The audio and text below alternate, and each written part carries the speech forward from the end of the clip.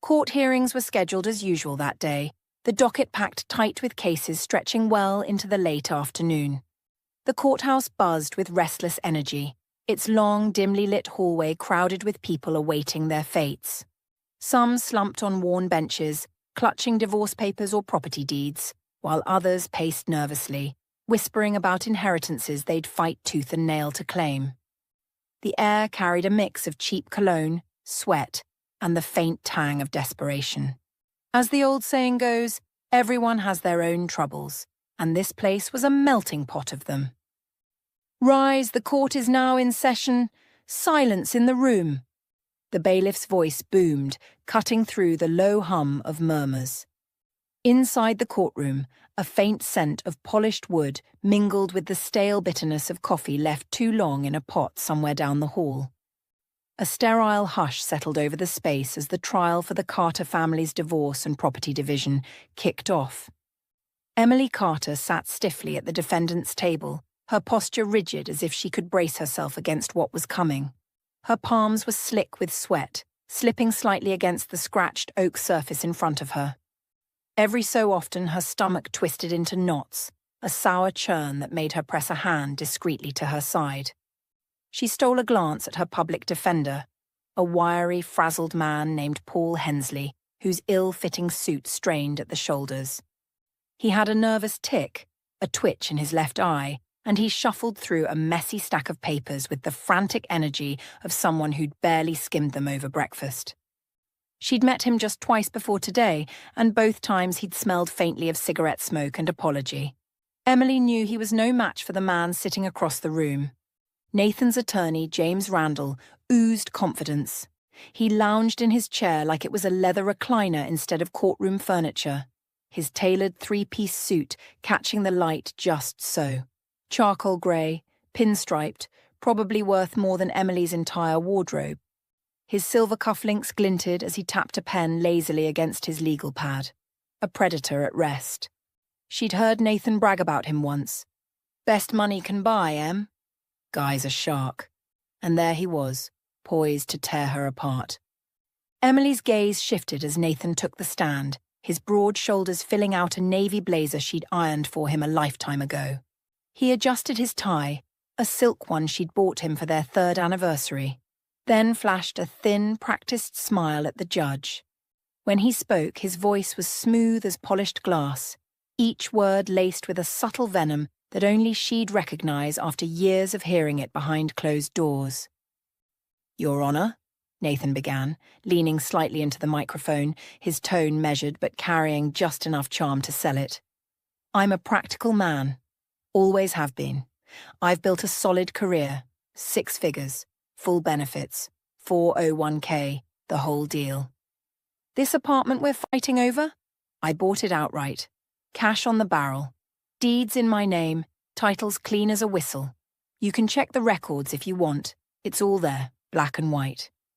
When I met Emily, she was, well, let's just call it what it was. She was a mess. Living with her mom in some crumbling duplex on the east side, the kind of place where the paint peels and the roof leaks every spring. She was scraping by on tips from waitressing at that greasy little diner off 12th Street. Mel's, I think it's called. You know the one, with the neon sign flickering half the time and the coffee that tastes like motor oil? That was her life. Not a dime to her name, just a beat-up Toyota with a busted taillight and a couple of credit cards maxed out on clearance rack clothes and takeout. You might wonder why I even bothered marrying her. He paused, letting out a dry, humorless chuckle that echoed faintly in the quiet room. His eyes flicked toward her for a split second, just long enough to twist the knife, before sliding back to the judge. Pity, I suppose. I thought, hey, she's got a sweet face, decent smile. Maybe she'll figure out how to keep a house together, pop out a kid or two down the line. But nah, that was wishful thinking on my part. Big mistake. He shifted in his seat, crossing one leg over the other with the ease of a man settling into a bar stool for a casual chat. I've been the one holding it all together, Your Honor. She pulls in, what, $10 an hour, maybe? Barely enough to cover her gas money driving that rust bucket around. Meanwhile, I'm the one stuck choking down her burnt scrambled eggs. if you can even call them that, more like rubber with a side of regret, or thawing out another sad little TV dinner because she can't be bothered to cook anything worth eating. The apartment's a damn disaster unless I roll up my sleeves and clean it myself.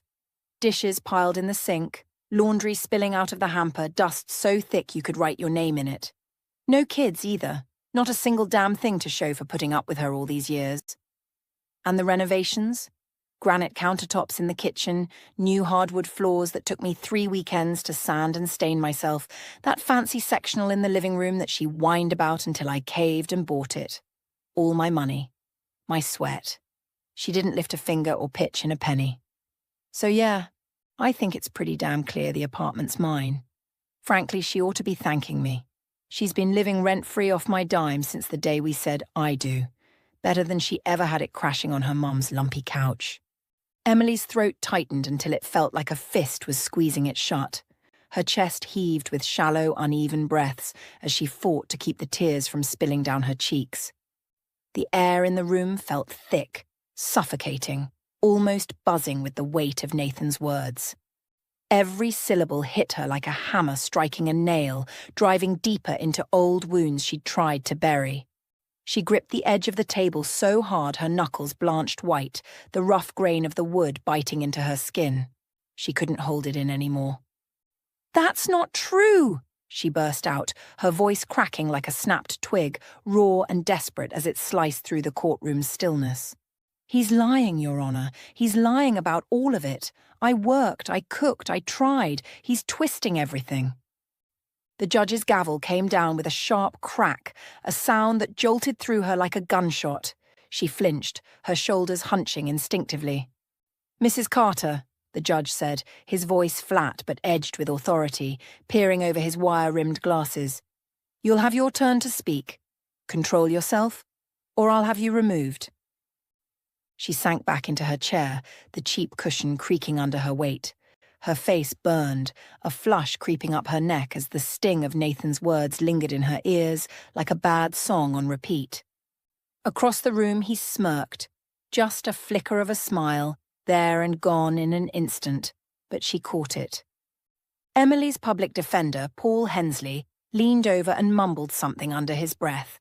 A garbled string of words about precedent and insufficient documentation that sounded more like a plea for mercy than a defense.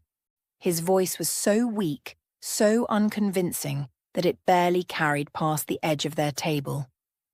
Emily's heart sank as she watched him fumble with his notes, a bead of sweat trickling down his temple despite the courtroom's chilly air.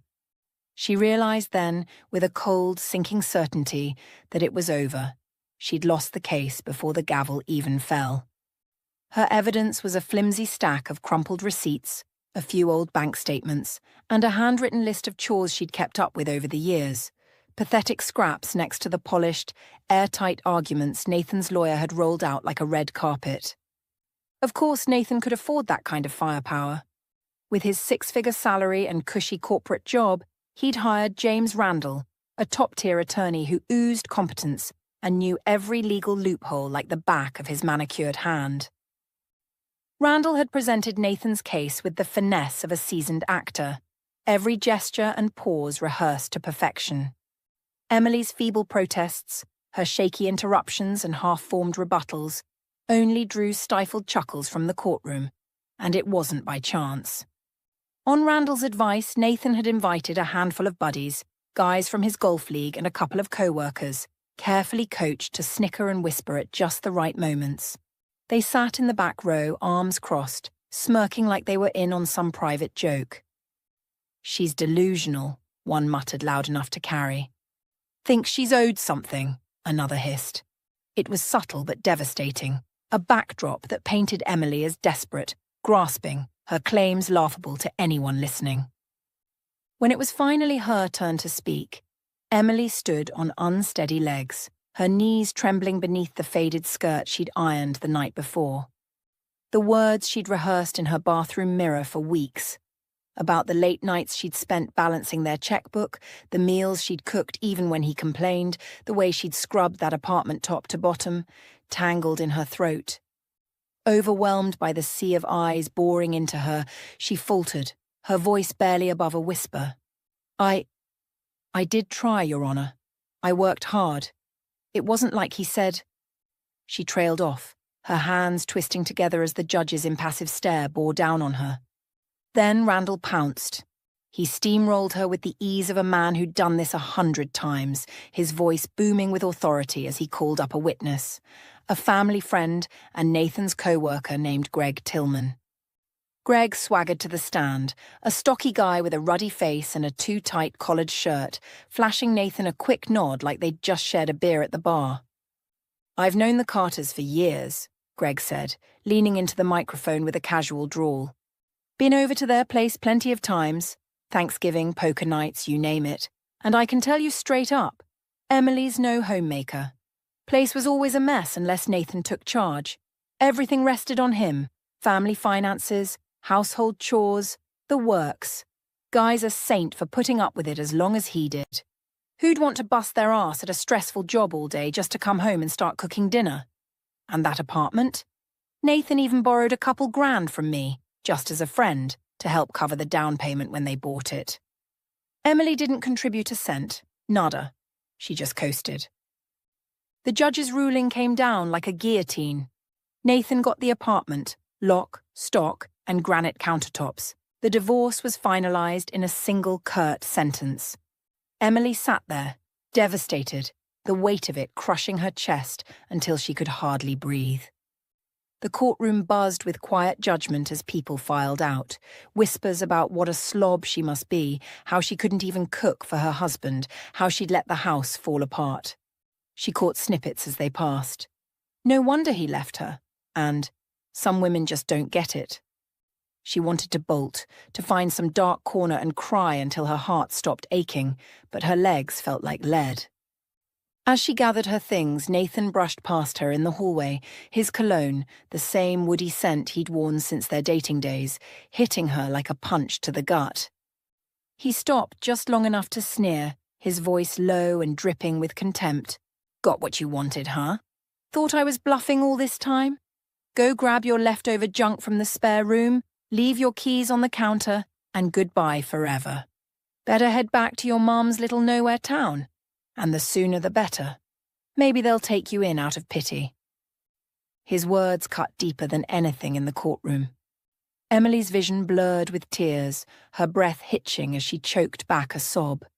She couldn't believe this was the same man who'd once brought her daisies from the corner store, who'd called her Em or sweetheart in that soft voice she'd fallen for.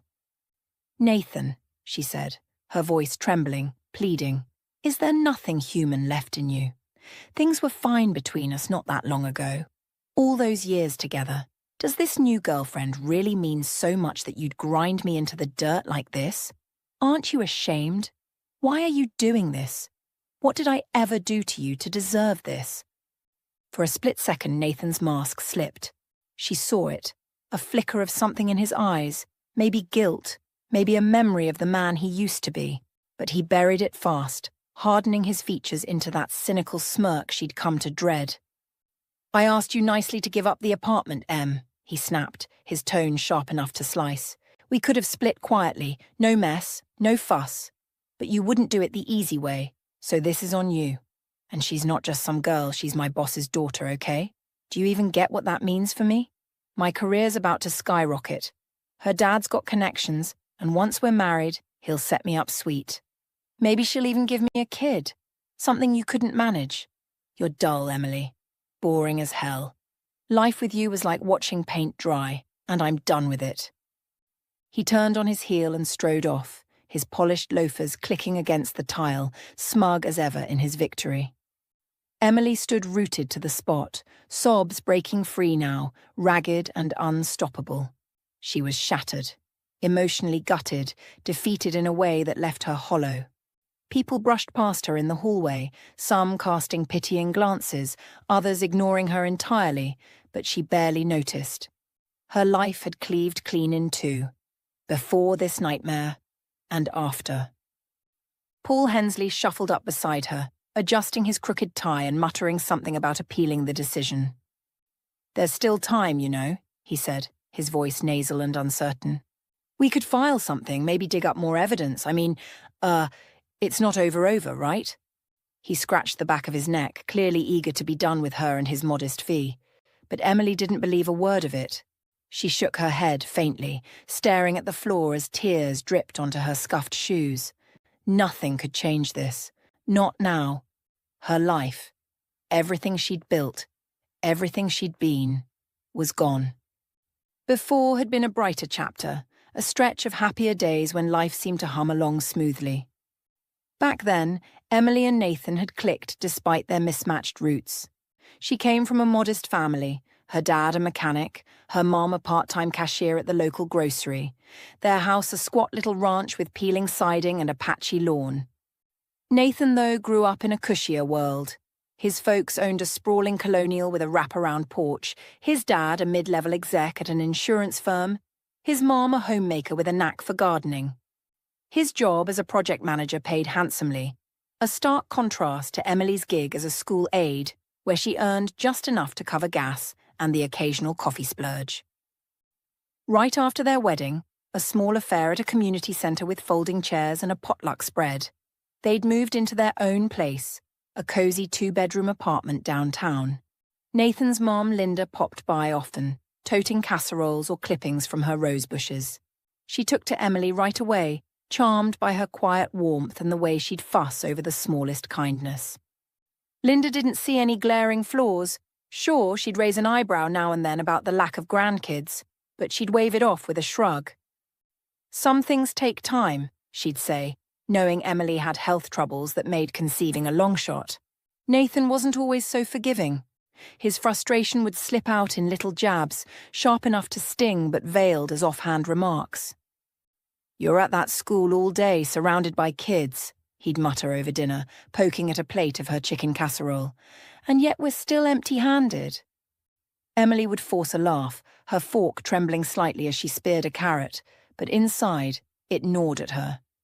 Couldn't he see she didn't choose this? She'd been trying, swallowing pills that left her nauseous, bloated and 20 pounds heavier, trudging to doctor's appointments where they'd murmur about low odds and patience.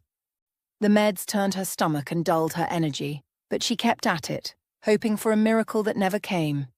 Each negative test deepened the quiet sorrow she carried, a weight she hid behind tight smiles and extra shifts at work. Now, in the after, life stretched out bleak and grey, a monochrome wasteland where her dreams of a happy marriage lay in ruins. Nathan was the sole architect of that destruction, the one who'd torched it all and walked away smirking. Funny thing was, he hadn't always meant to be so ruthless. Circumstances, those sneaky twisting currents of life, had nudged him down this jagged path step by step. Once upon a time, Nathan had been head over heels for Emily. He'd spotted her on a crowded city bus, a charming blonde with a shy smile, her nose buried in a paperback, a strand of hair slipping from her ponytail. She'd missed her stop fussing with her bag, and he'd leapt off at the next one, chasing her down 2 blocks just to say hi. Breathless, grinning like an idiot, he'd introduced himself. "I'm Nathan. Sorry. I couldn't let you get away without at least trying." Her simplicity hooked him, her soft laugh, the way her eyes lit up at every little thing. She never demanded much, practically glowing when he'd show up with a dollar store trinket or a wilted bouquet from a street vendor. His mum adored her too, nodding approvingly over tea one afternoon. "She's not spoiled, Nathan," Linda had said, patting his arm. "She'll make a good wife. Appreciates what we've got, doesn't expect the moon." So he'd proposed. Why not? They were in their mid-20s. All his buddies were settling down, some with toddlers already tearing through their houses. Nathan figured he'd join the club. At first, it worked. Emily listened when he vented about work, adapted to his quirks, tried hard to please him. She'd whip up meals that filled the apartment with warm, savoury smells, roast chicken with crispy skin, mashed potatoes flecked with chives, apple pies she'd fuss over until the crust was just right. The place stayed spotless too, floors gleaming, throw pillows fluffed. But over time, that shine dulled for Nathan.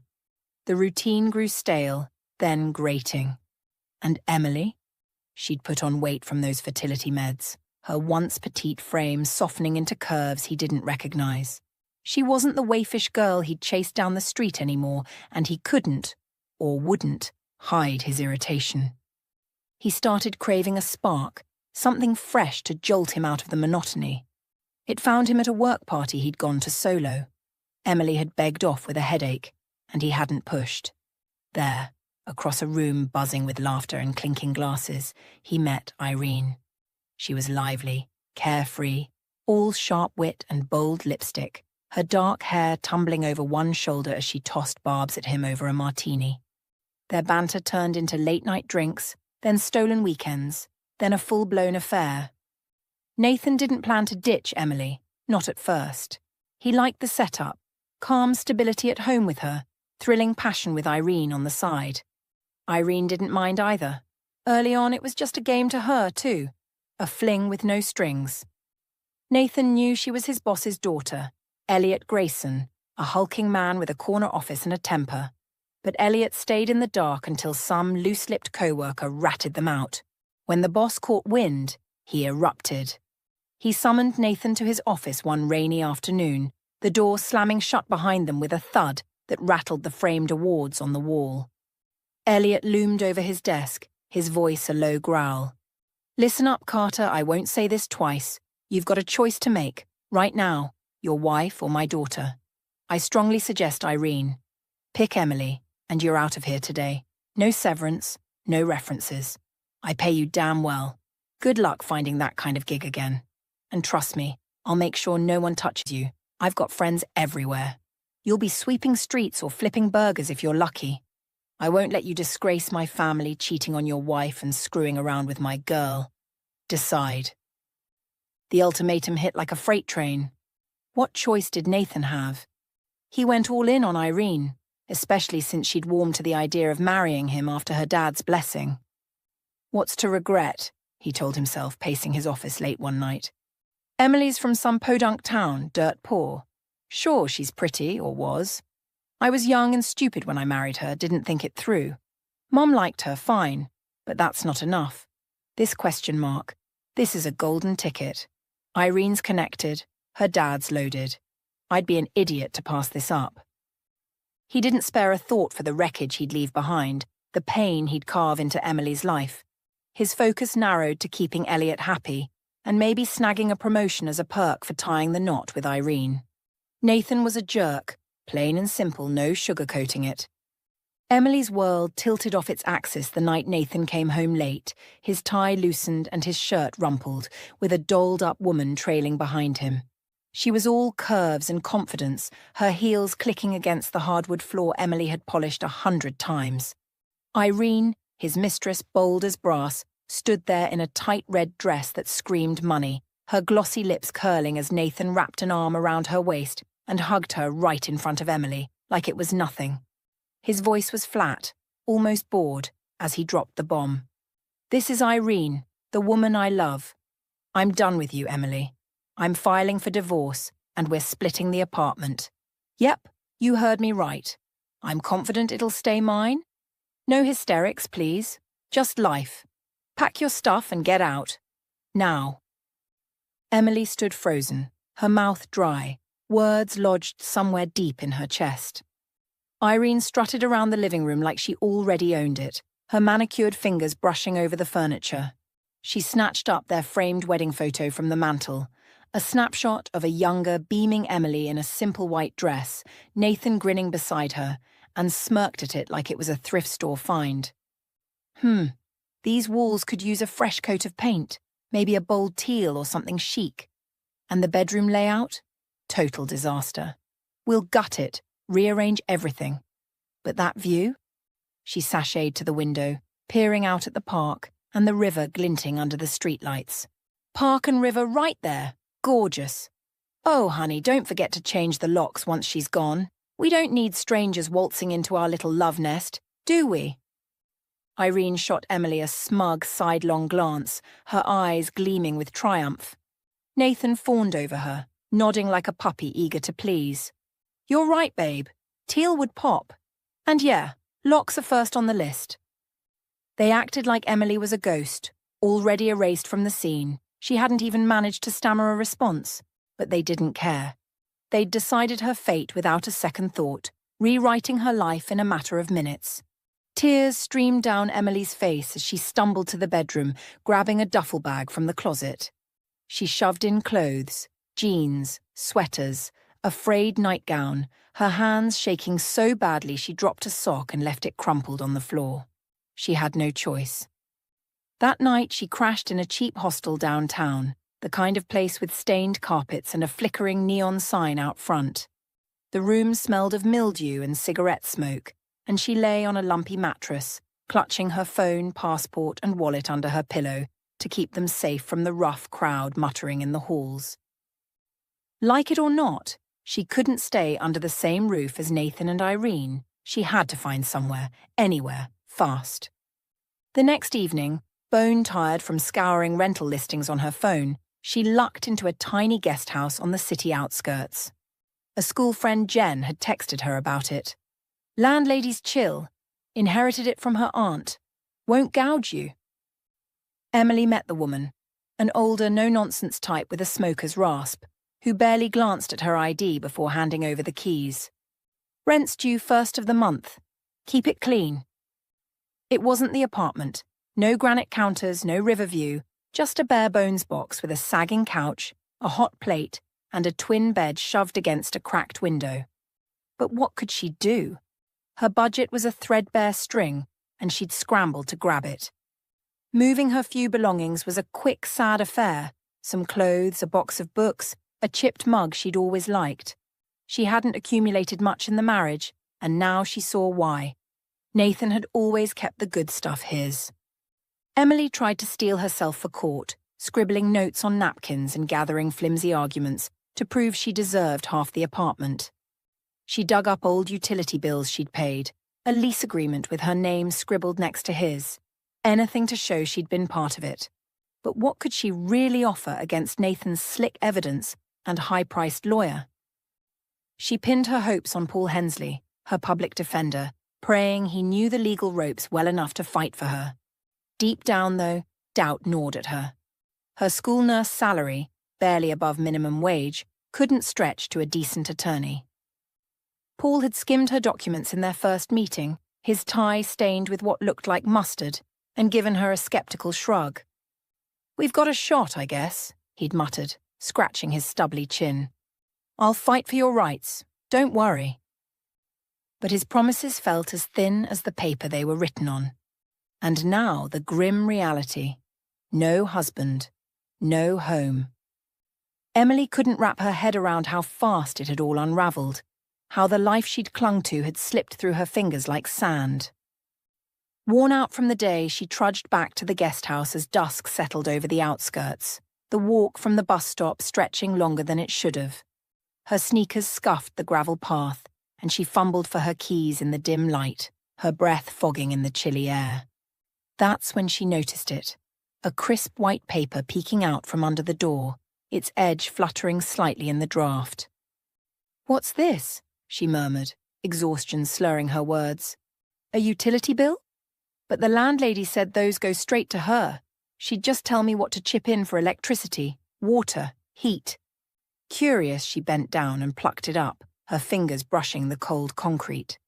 It was too dark to read outside, the street lamp's weak glow barely reaching her porch. She shuffled inside, flipped on the single bulb dangling from the ceiling and squinted at the scrawl. "Emily Johnson, what you're about to read is serious. Big trouble's brewing at school. Someone's digging dirt on you, trying to get you fired. Be careful." Her stomach dropped.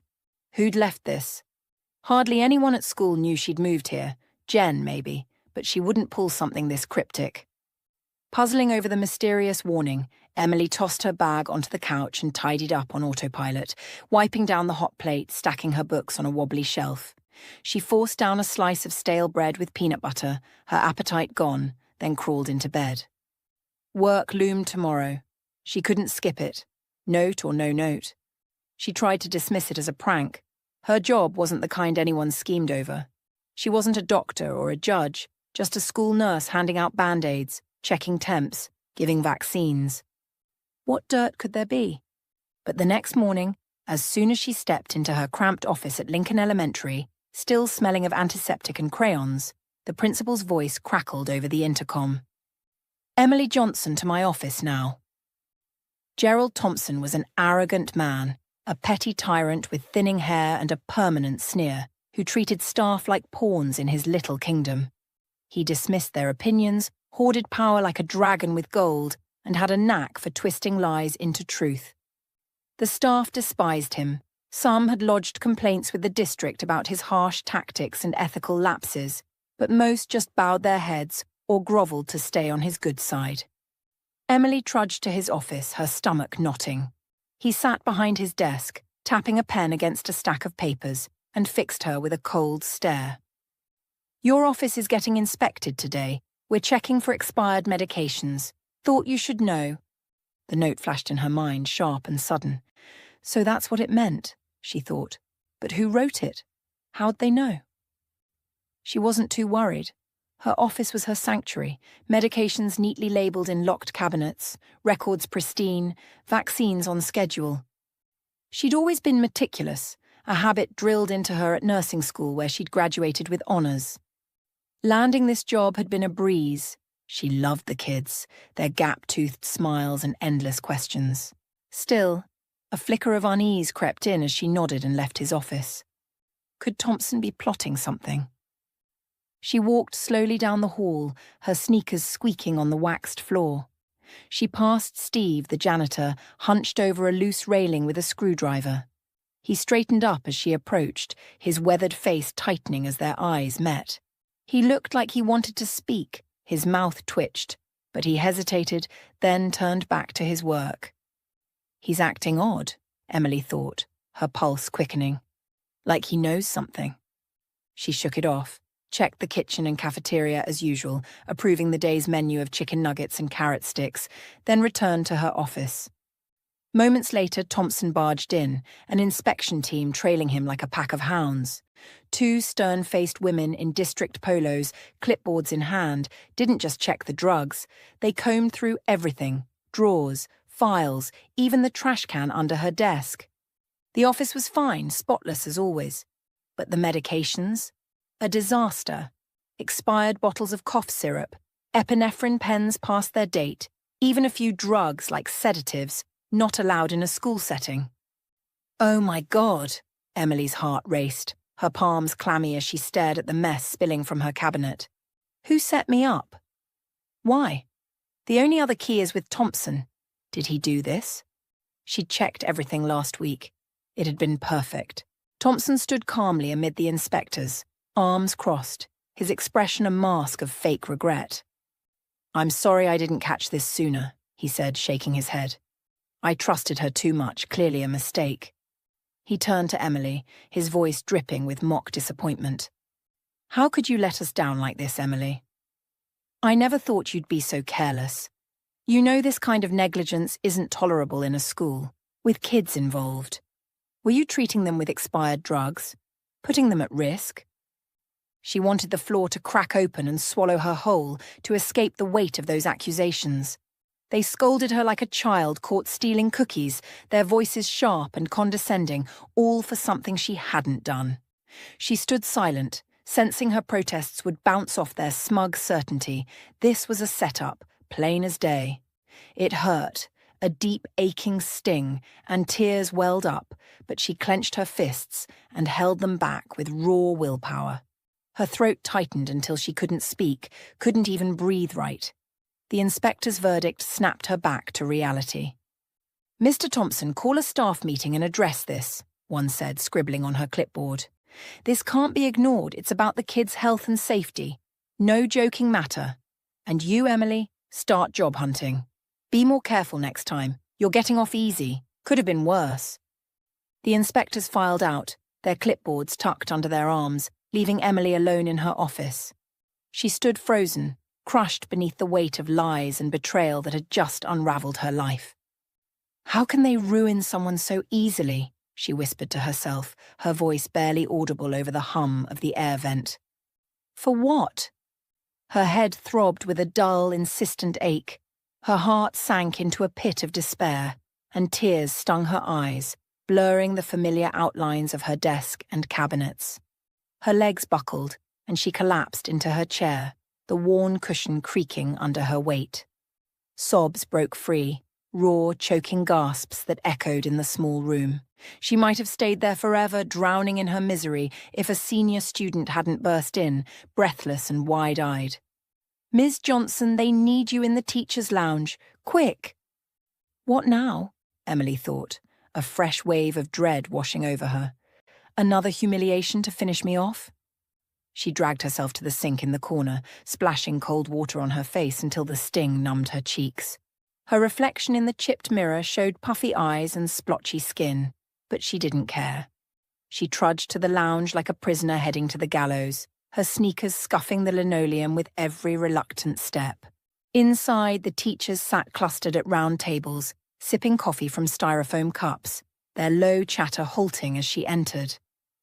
"Why are they here?" she wondered, scanning the room. Principal Thompson stood at the front, adjusting his tie with a smug little tug, and launched into the staff meeting agenda. Budget updates, upcoming events, nothing out of the ordinary. Emily's brow furrowed. She was a nurse, not a teacher. Why drag her into this? Then it clicked, sharp and bitter. This was his signature move, bending rules to tighten the noose, building a public case for her firing to shame and punish her. It stung like a slap. She loved her job, pouring her heart into every scraped knee and fevered forehead. She'd always done it well, hadn't she? Why'd he fire me? Why frame me? She thought, her nails digging into her palms. It's disgusting, twisting everything I've worked for into this lie. Later, as she shuffled out into the schoolyard to clear her head, she spotted Steve raking leaves near the playground. She liked him. His open, kind eyes crinkled at the corners, and his weathered face carried a warmth that put her at ease. He'd started a few months back, replacing old Mr. Hargrove, who'd retired with a bad hip. People whispered about Steve sometimes. Why would a young, fit guy in his 30s take a low-paying janitor gig? The story trickled out eventually.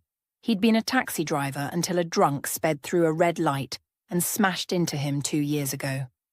The crash left him with a complex leg fracture, a mess of shattered bone that surgeons pieced together with a titanium plate.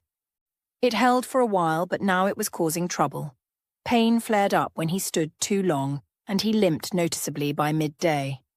The doctors said the plate was sparking a cyst. It needed to come out soon, or his body would reject it entirely. Corrective surgery and rehab would cost a fortune. Thousands he didn't have, especially since the other driver's insurance dodged every claim. Driving all day was agony now. His knee screamed after an hour, so the doctors told him to stick to light activity to keep the joint from seizing up. This job wasn't glamorous, but it paid the bills, letting him alternate between sweeping floors and resting in the break room. A gentle rhythm that kept him going. Drained by her troubles and the fresh wound of losing her job, Emily shuffled back to the guest house as the sun dipped low, casting long shadows over the cracked pavement. She couldn't call it home. It was just a roof, a borrowed space that smelled faintly of mildew and old wood. Turning a corner near the bus stop, she glimpsed a figure trailing her, a limping man in a faded jacket. Her pulse quickened. She stopped, spun around, and marched toward him, her fear hardening into defiance.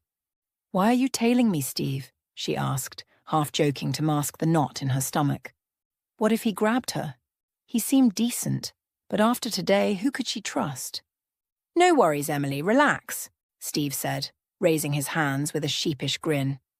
"I didn't approach you at school because I didn't want anyone seeing us. You've been there. It's a snake pit. They'd eat each other alive for a scrap of gossip, and the principal's the worst of the lot, but that's not why I'm here."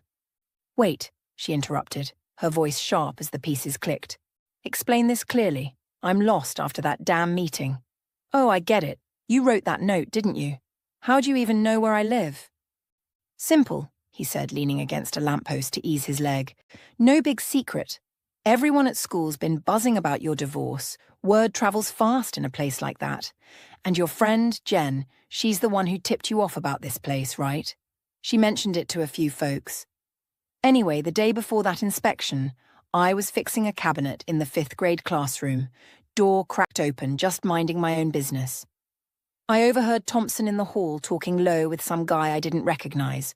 Wouldn't have cared, but then the guy said your name. My boss should have called you, he told Thompson, about Emily, the nurse. The principal perked up, all ears, asking what he needed. The guy didn't blink, said flat out, fire her and make it messy so she remembers. I peeked through the gap, saw him slip Thompson an envelope, thick, like it was stuffed with cash. Thompson pocketed it quick as a flash and said, "Don't worry, she's gone tomorrow." Could Nathan have done this to me? Emily gasped, her voice breaking as the realization hit. Divorce wasn't enough. He took my home, and now my job too. What kind of monster? Seeing her deflate, Steve rushed on, his tone urgent. That's done now, no point dwelling on it. I caught up with you for something else. You'll need a new job, right? I saw a posting nearby. Someone's looking for a nanny for a little girl. Want to call? I know what it's like to be broke, scraping by, wondering how you'll eat next week. He pointed to a weathered ad taped to a lamppost a few steps away. Sitter with medical training wanted. Urgent. Emily fumbled for her phone and dialed right there, her hands trembling but hopeful. A man with a pleasant, steady voice answered, introducing himself as Victor. He explained he had a 6-year-old daughter, Lily, who'd been under the weather lately. Nothing serious, just enough to need an experienced nurse. When Emily mentioned her school job, his tone brightened. Perfect. Can you come by tomorrow morning? I've got a business trip. Need you here on time. Say 8 a.m. sharp. I'll text you the address.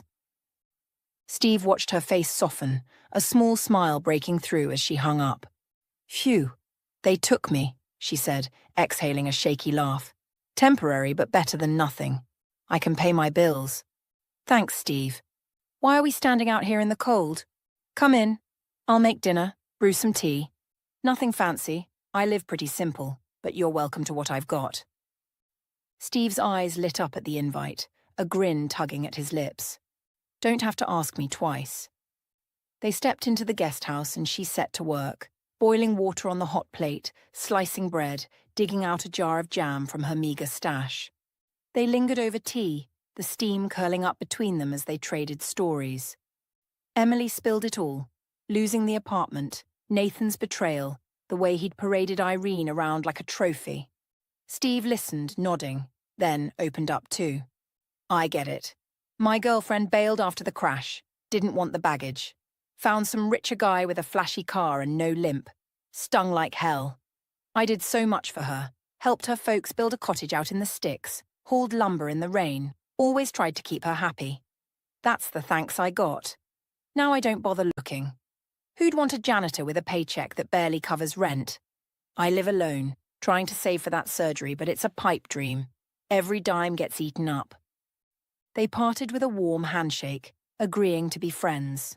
It mattered, having someone to lean on, someone who'd get it without judging her for the mess her life had become. The next morning, Emily arrived bang on time at a grand house near downtown, its brick facade glowing in the early light. A man in a sharp suit greeted her at the door, a sleek black car idling in the drive with a bored-looking driver tapping the wheel. I'm Victor, he said, shaking her hand firmly. He led her inside, his polished shoes clicking on the hardwood as he explained. My daughter's Lily. She's 6. Her mum passed a year ago, car accident. I remarried, my wife's Zoe. Things are complicated. He lowered his voice, a touch awkward. Lily and Zoe don't get along. She's been listless lately, hardly eats, no energy. I'm swamped with work, home late most nights. She misses a mother's touch, you know. I'd feel better if you played with her, took her outside, followed the doctor's orders, little things to bring her back to herself. The pay was triple her school salary, plus free meals, a lifeline she couldn't have dreamed up. Victor clearly adored Lily, sparing no expense to see her smile again. They stepped into her room, a soft space with pastel walls and a mountain of stuffed animals.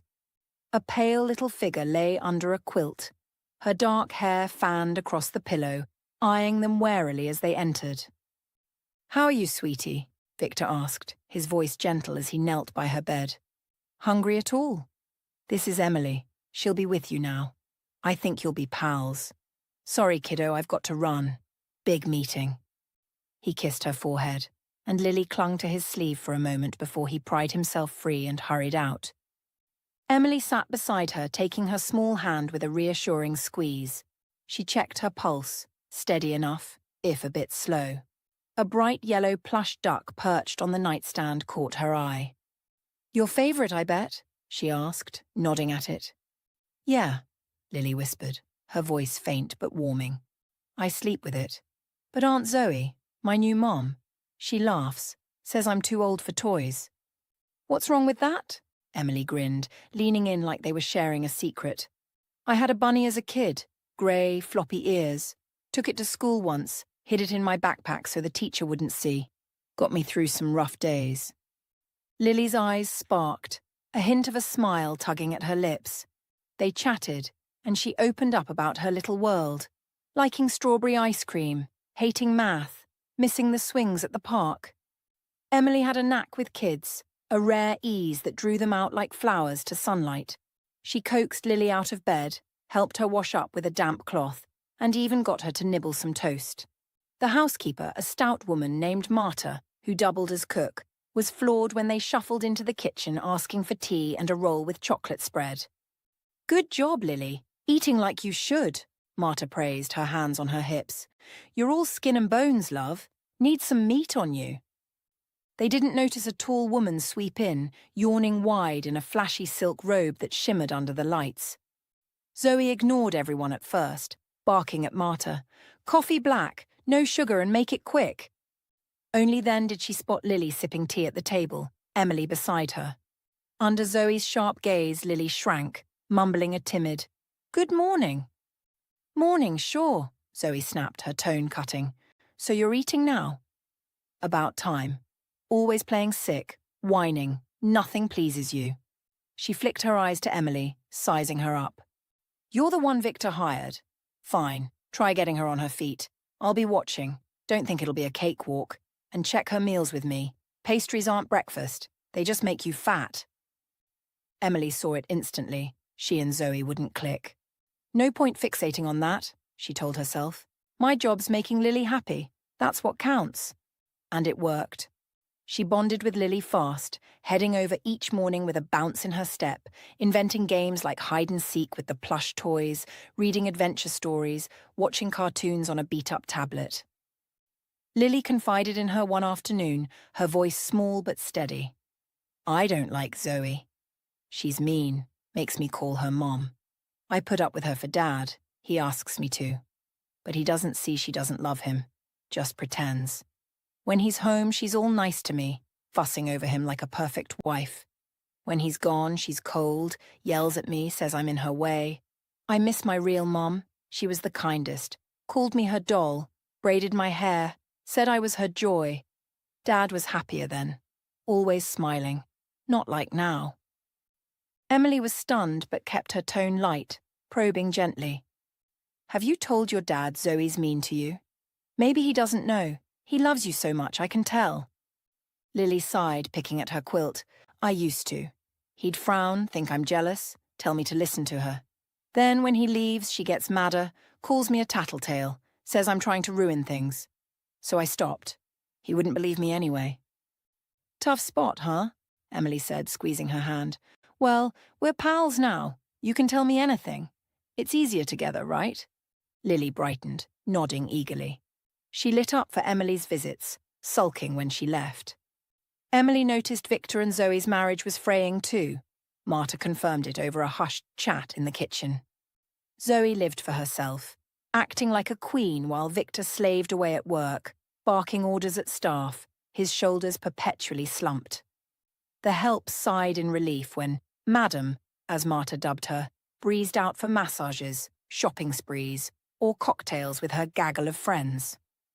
Though Emily stayed polite and diligent, Zoe seethed with jealousy. A normal stepmom might have been glad Lily had someone caring for her, but not Zoe. She hated Emily's cheerfulness, the way Lily blossomed under her care. It gnawed at her like a splinter. When Victor got home, she'd corner him, her voice shrill. "Fire the nanny! Tomorrow! Tell her not to come back. She's trouble." "Why?" Victor asked, rubbing his temples, genuinely baffled. "Lily adores her. She's kind, hard-working, rare to find someone so positive. She lifts my mood, honestly." That sent Zoe into a tailspin. She suspected Victor's recent lightness meant danger. Emily, plain as she was in her faded cardigans, might steal her spot.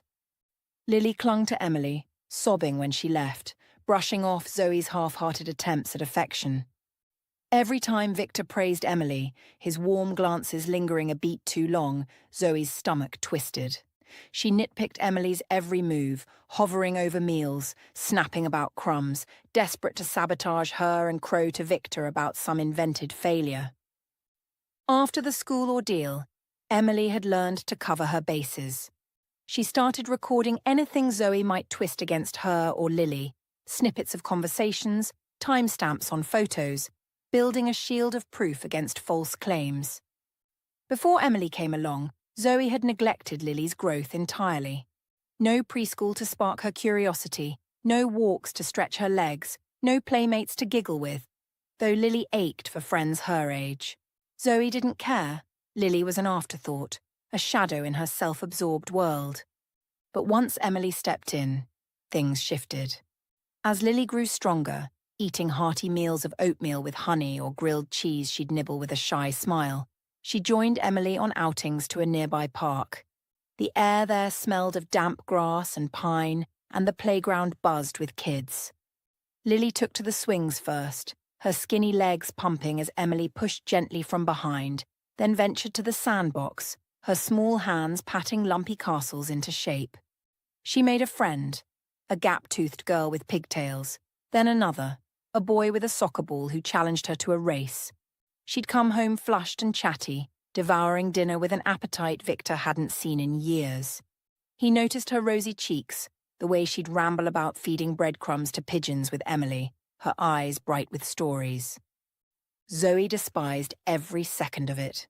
She'd spent months convincing Victor his daughter was frail and lazy, a convenient excuse to dodge time with her and indulge in her own pleasures. Hours at salons getting her nails painted crimson, shopping for dresses she'd wear once, spa days that left her smelling of lavender and entitlement. Motherly instincts? Non-existent. To Zoe, Lily was a burden she'd never signed up for. "Why bother?" she'd mutter to herself, sipping wine in the bathtub. "She'll grow up eventually and won't even thank me." She'd justified her neglect by claiming Lily was too lazy to dress herself or walk far. Then, after one outing where Lily caught a cold, Zoe had her golden ticket. "She's delicate, might catch something worse. Better keep her inside," she'd told Victor, her voice dripping with fake concern. Emily's park trips flipped that narrative on its head, exposing Zoe's game for what it was. On those walks, Emily sometimes bumped into Steve after his shift. He'd limp over from the school, his janitor's uniform swapped for a faded hoodie, and they'd catch up near the benches, drawn to each other's easy company.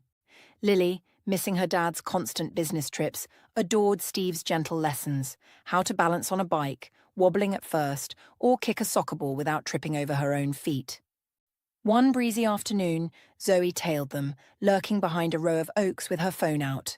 She snapped photos as Steve joined in, laughing with Emily while Lily pedaled in circles. That night, she stormed into the living room, shoving the screen in Victor's face, her voice shrill with fury. "Look at this, honey. This nanny's no good. Fire her now. She's flirting with some limping creep instead of watching Lily. What kind of example is that for a kid?" If she'd known the fallout, she'd have kept her mouth shut. Victor's eyes narrowed as he studied the photo, recognition dawning. "Quiet," he snapped, cutting off her tirade. "That's him. I'm sure of it. I've been trying to track him down for years. I need to ask Emily about this." Zoe glared, her perfectly arched brows knitting in confusion. "Who? What's there to ask? Kick her out. Are you even listening? She's wormed her way in. Next, she'll be replacing me in bed." "Stop talking nonsense," Victor shot back, his patience fraying. "I'll handle it. Go to bed. Let me think. Instead of stalking her, why don't you take Lily out yourself for once?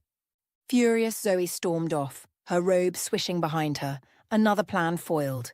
Her hatred for Emily burned hotter, and she vowed to ruin her no matter what it took. Victor sank into his armchair, the memory flooding back. 2 years ago, he'd been in a car with a reckless, drunk friend, tearing through an intersection on a red light. A taxi barreled from a side street, headlights blinding, aimed straight for his door. The cab driver, Steve, swerved at the last second, crashing into a tree with a sickening crunch to avoid them. Victor and his buddy stumbled out, finding Steve slumped in the wreckage, pale and trembling, his leg a mangled mess. The friends slurred a promise to help, but Victor, rattled and ashamed, never followed up. "Here's my chance to fix that," he decided, rubbing his jaw. "That guy saved my life. I could have died in that wreck. Did my friend ever help him? And how does Emily know him?" He called Emily in the next morning, showing her the photo Zoe had snapped. "Who's this man? Why is he with you and Lily? Boyfriend? Husband?" Startled but steady, Emily met his gaze. "No, just a friend. Steve, the school janitor. He's had it rough. Needs leg surgery. Can't afford it. We chat sometimes. He taught Lily to bike." "Why? Where'd you get this? Are you spying on me? That's creepy. If you don't trust me, I'll quit right now." "But you're blind, Victor. Yes, blind. You say you love Lily, but where's your time for her? Toys and money don't cut it. She's not sick, she's lonely. Her mom's gone, you're always busy. When do you last spend a real day with her? Not 5 minutes, but hours.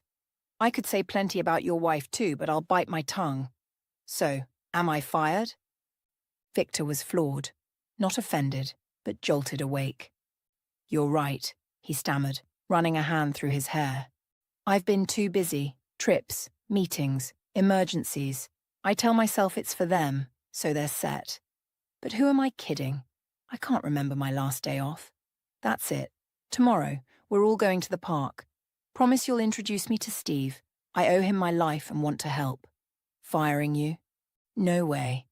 I see how Lily's changed, her eyes shining, laughing, putting on weight. Thank you, Emily."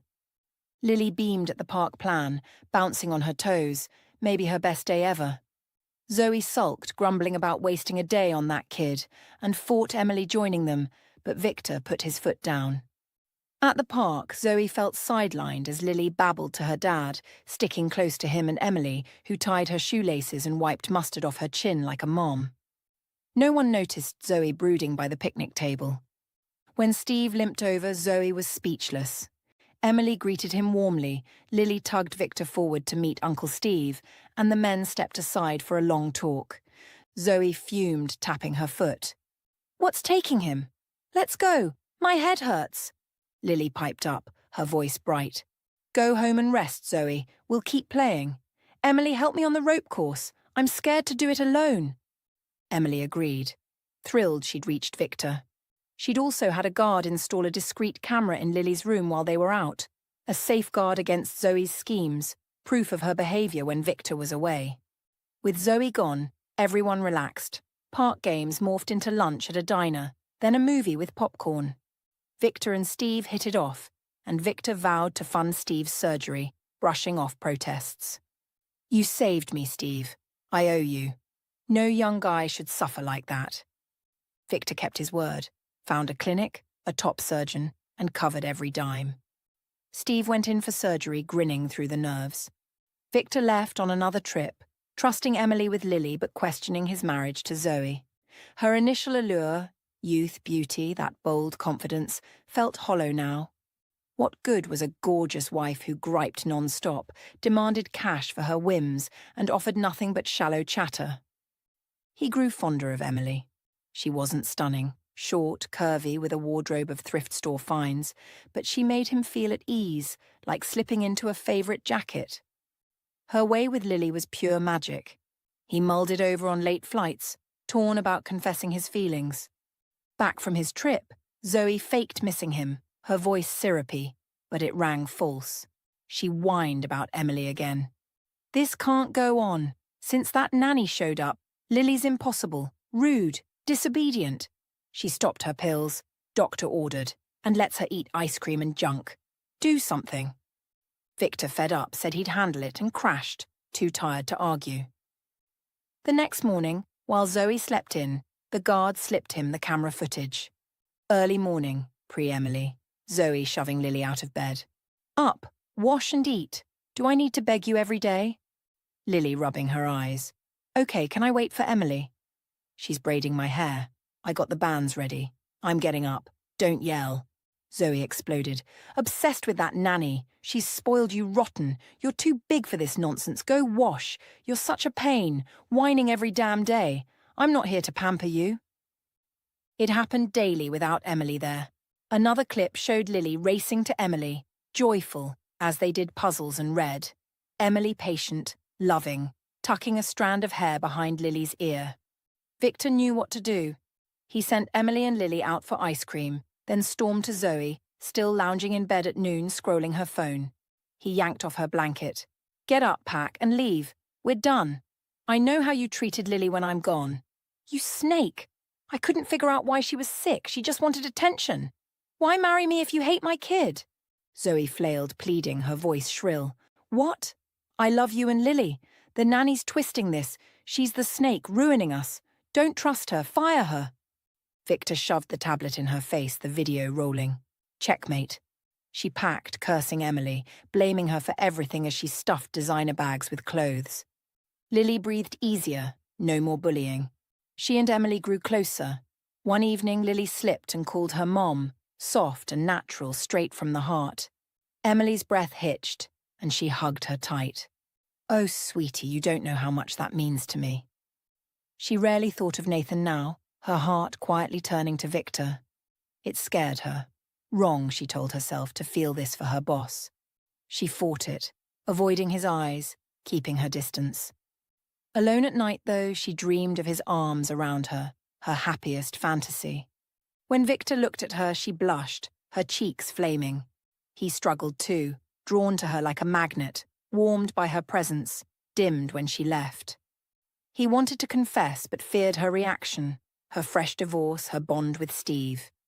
They visited Steve together. He was recovering fast, hobbling on crutches but grinning, soon to be discharged. Over hospital coffee, he dropped a bombshell. I'm in love with Inna, a nurse here. She's got a 9-year-old daughter. We're moving in together. She's amazing, kind, caring, laughs at my dumb jokes. Emily laughed, teasing. Steve, you move fast. Not afraid to get burned again? Steve shrugged, sipping his coffee. Life's short. Follow your heart. What about you two? Even Lily knows you're in love. She's waiting for the wedding.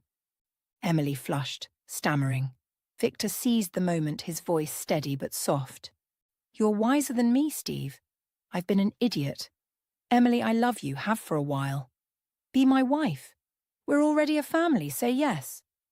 Stunned but elated, Emily's breath caught, tears brimming, her heart racing. Victor, this blindsided me, but I'm thrilled. I love you too. Yes, I'll marry you. I'm so happy. Steve chuckled, raising his cup. There we go. I'm your witness. Victor helped Emily reclaim her apartment, knowing it mattered to her. He hired a top lawyer who dug up proof her mom had funded most of it, selling a cabin and land years back. A new trial ordered the 3-bedroom sold, proceeds split evenly. Victor forced Nathan and Irene out, their smug faces falling as movers hauled their stuff to the curb. With Emily's share, they bought Steve a modest place, a 2-bedroom with a yard. He was over the moon, ready to build a life with Inna. Victor also gave him a driver job at his company, reliable, steady work for a reliable guy. Nathan's life crumbled. His half barely bought a fixer-upper 1-bedroom, its roof leaking, walls stained. Irene, lazy and needy, bailed after the downgrade, whining to her dad, Daddy, I goofed. Nathan's a jerk. Her father fired him, leaving Nathan broke and bitter, scrambling for odd jobs. Even his mom scolded him over the phone. You reap what you sow, humiliated Emily. Now it's you. She's thriving with her new husband and his girl. I saw her downtown, slim, glowing, happy. You drove off a woman who loved you. Figure it out, Nathan. Weak-willed, he never apologized or rebuilt, just drank, sinking lower, blaming everyone but himself. Zoe vanished from town. Victor was glad, wanting no trace of her tainting their fresh start. Steve's and Victor's families grew tight. Lily and Ina's daughter became pals, trading dolls and secrets, celebrating holidays together. Emily let go of her fertility struggles, pouring her heart into Lily, feeling fully a mom. Victor adored her for it. Brushing Lily's long hair one night, she'd smile. "My little mermaid. From the moment I saw you, I knew you were mine. Wanted to hug you tight. Thank you, sunshine, for opening your heart. I love you more than anything." Lily hugged back, whispering, "I love you too, Mommy." Her small arms squeezed tight, and Emily's world felt whole.